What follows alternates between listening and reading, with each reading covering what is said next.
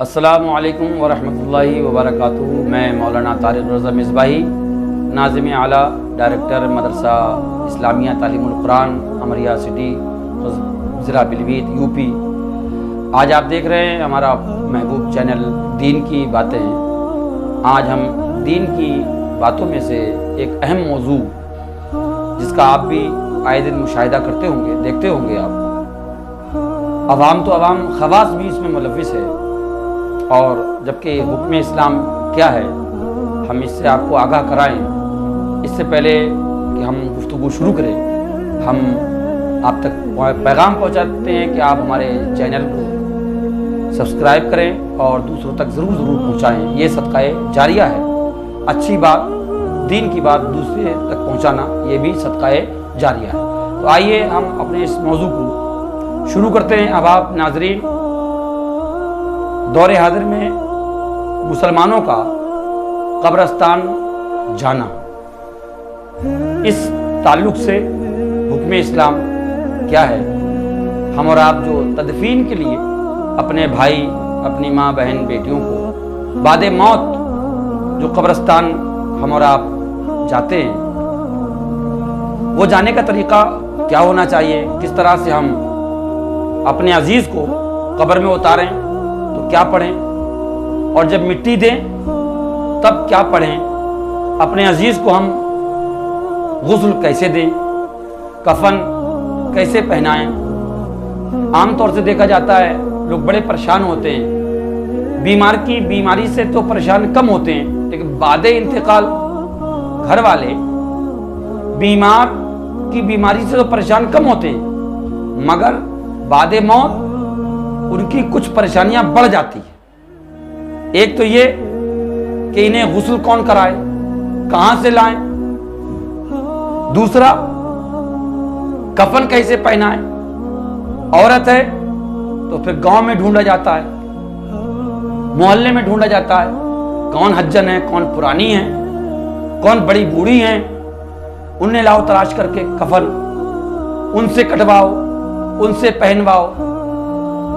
اب وہ پرانی جہالت کو بعض خواتین پرانے رسم و رواج کو جو ان کی پرنانی کر گئی تھی اب وہی کریں گی وہ، حالانکہ اس تعلق سے اسلام کا حکم کیا ہے اس پر آپ دھیان دیں۔ مرد پریشان ہوتا ہے، باپ کا جنازہ ہے، بھائی کا جنازہ ہے، کفن۔ حق یہ ہے کیونکہ اللہ کے نبی نے فرمایا کہ ہر مسلمان مرد اور عورت کے اوپر دین کا سیکھنا، ضروریات زندگی، بچے کی پیدائش، نکاح اور بعد موت کے احکامات، ان کے مسائل، طہارت، زکوٰۃ، عشر، دین کے جو بنیادی احکام ہیں، ارکان اسلام، ان کی جانکاری حاصل کرنا ہر مسلمان مرد اور عورت پہ فرض ہے۔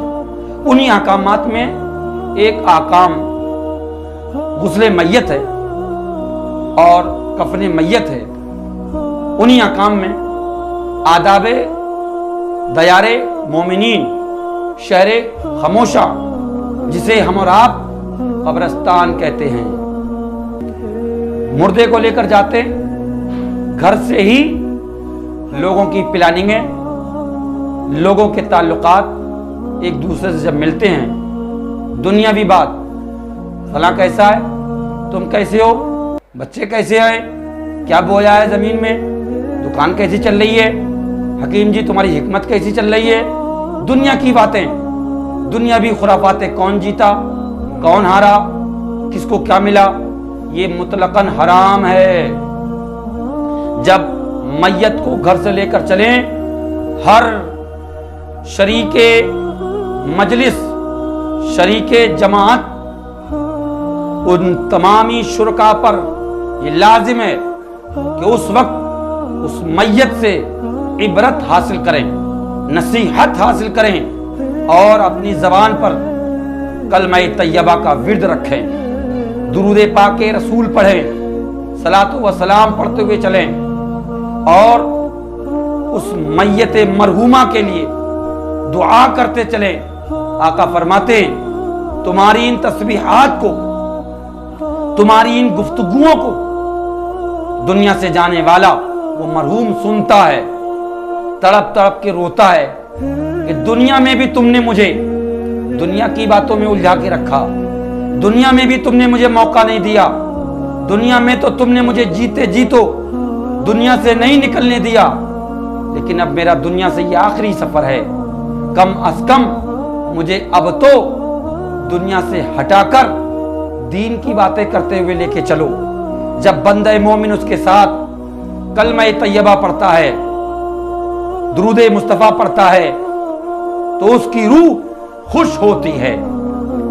और हाज़रीन की इन तस्बीहात की बरकत से अल्लाह उस मरहूम की मुश्किलों को आसान करता है, अज़ाबे मलाइका को हटा देता है, और उसके इर्द गिर्द रब की रहमत के फरिश्ते होते हैं जो हाज़रीन के कलिमात, तस्बीहात और दुरूद पाक को सुनते हैं और उस मैयत मरहूम से कहते हैं, देख तेरे साथ चलने वाले तेरे आइज़ा, तेरे अकरबा ना तुझे भूले ना तेरे रब को भूले।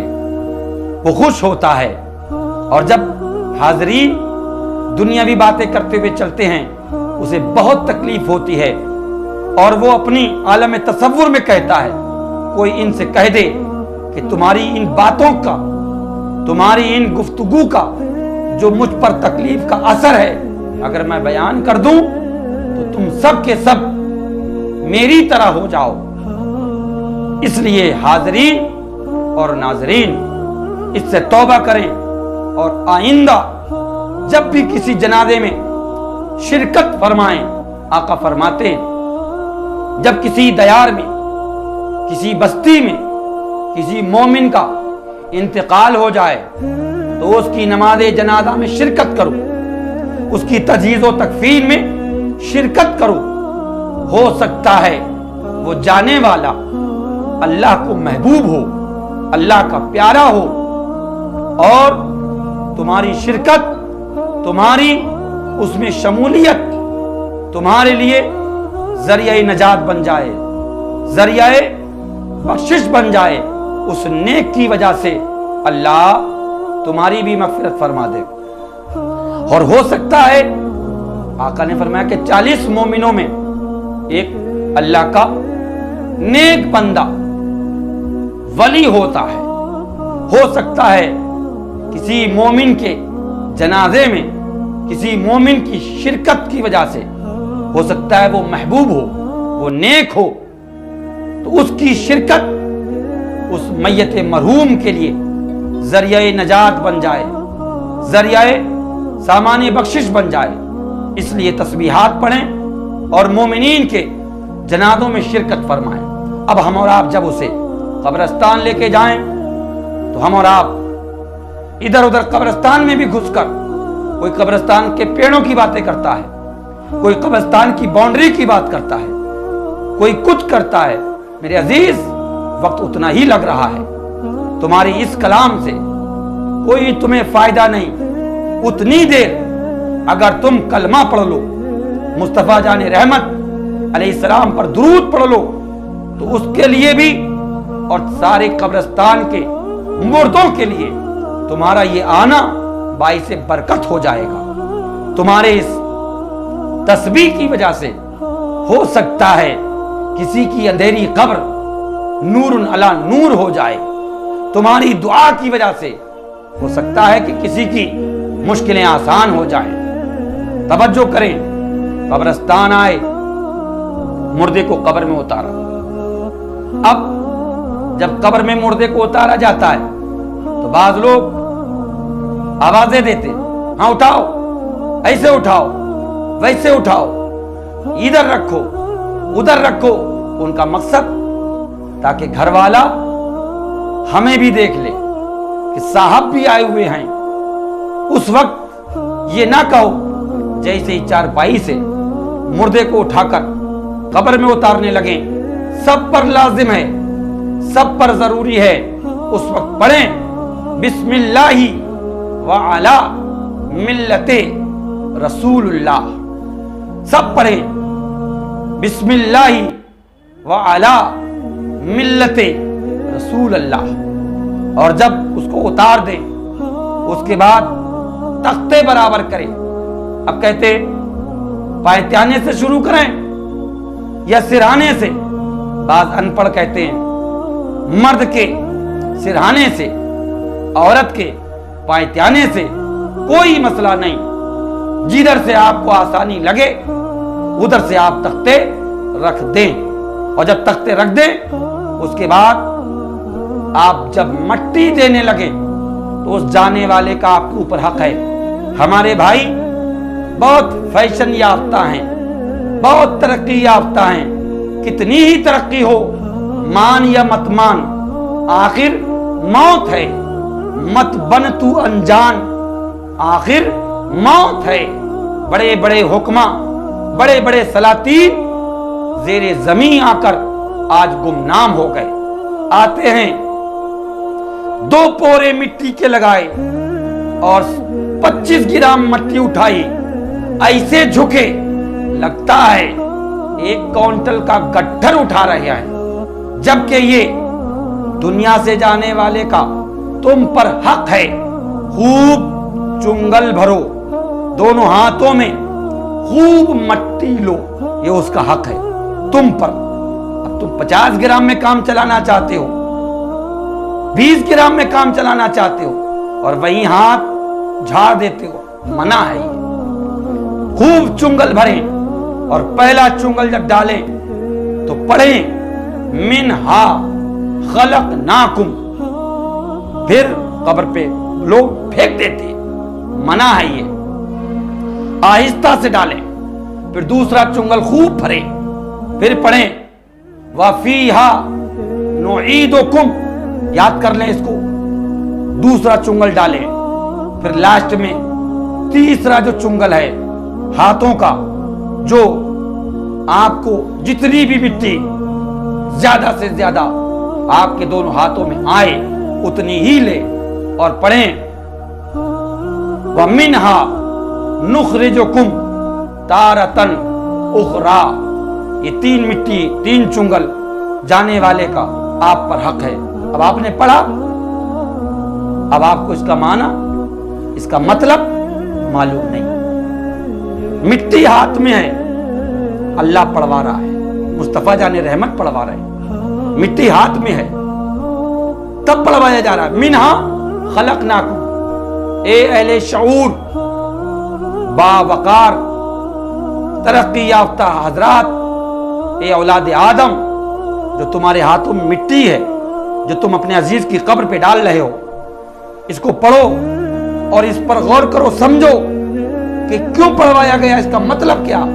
تو پہلا چنگل جب ڈالا منہا خلقناکم، اللہ فرماتا بندے ہم نے تجھے اسی مٹی سے پیدا کیا جو مٹی تیرے ہاتھ میں ہے، ڈال دی۔ وَفِيهَا نُعِيدُكُمْ، دوسری بار بھی یہی فرمایا جا رہا ہے، مٹی ہاتھ میں، وَفِيهَا نُعِيدُكُمْ، اور ہم تمہیں اسی میں ہی پلٹائیں گے، اسی سے پیدا ہوئے ہو اور اسی میں لا کر ملا دیے جاؤ گے۔ اب تیسرا جو چنگل ہے وہ اسلام کا عقیدہ، اسلام کا جو نظریہ اور اسلام کا جو حکم ہے کہ مرنے کے بعد انسان دوبارہ اٹھے گا اور اللہ اسے اٹھائے گا، اور وہ اپنے بندوں سے کہلوا رہا ہے وَمِنْهَا نُخْرِجُكُمْ تَارَةً أُخْرَى، تیسرا جو چنگل ہے اس میں اللہ فرما رہا ہے اور ہم تمہیں پھر دوبارہ اسی مٹی سے زندہ فرما لیں گے۔ سبحان اللہ، یہ حکم اسلام ہے۔